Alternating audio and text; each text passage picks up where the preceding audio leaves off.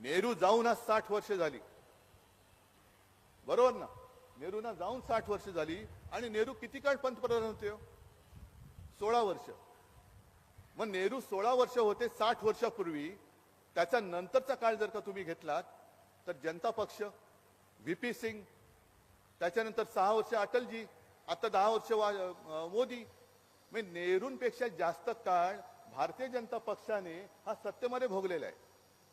त्याचा आढावा कोण घेणार? नेहरूने क्या किया? मी काय नेहरूंचा प्रशंसक नाहीये, मी काय नेहरूंची बाजू घेतो अशातला भाग नाही.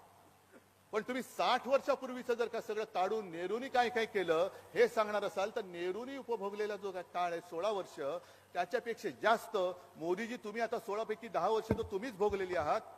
6 वर्ष अटलजीने भोगलेली आहेत. जनता पक्षाच्या काळामध्ये जनसंघ त्याच्यामध्ये होता. व्हीपी सिंगच्या काळामध्ये सुद्धा तुमचा पाठिंबा त्यांना होता.